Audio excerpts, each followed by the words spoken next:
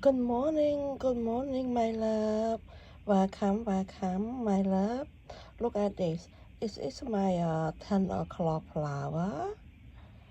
Now it's growing.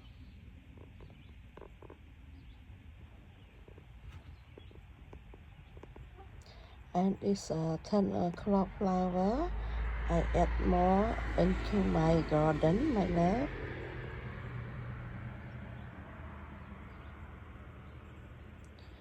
ចាជម្រាបសួរសួស្តីមិត្តភក្តិទាំងអស់គ្នាចានេះគឺផ្កាម៉ោង10របស់នាងខ្ញុំចាឥឡូវនេះនាងខ្ញុំដាំដុះបានល្អណាស់ចាហើយផ្កាម៉ោង10របស់ខ្ញុំនេះ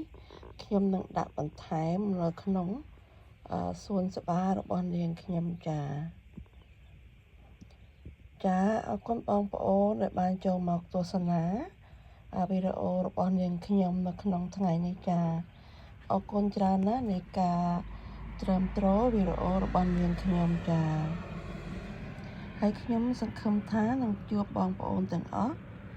តាមរយៈវីដេអូផ្សេងទៀតណាបងប្អូនណាចាផ្កានេះហៅថាផ្កាម៉ោង10ចាអង់គ្លេសហៅថា 10 o'clock flower and I grow it by myself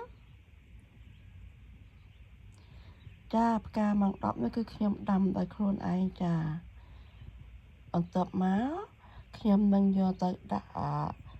នៅក្នុងសួនច្បាររបស់ខ្ញុំបន្ថែមទៀតចា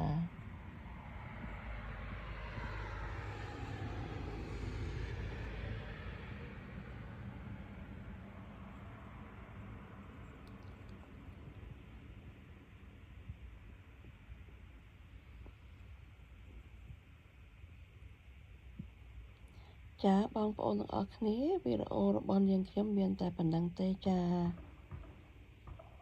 ខ្ញុំនឹងជួបបងប្អូនតាមរយៈវីដេអូថ្មីជាបន្តទៀតចាអរគុណបងប្អូនដែលបានចូលមកទស្សនាជម្រាបលាបងប្អូន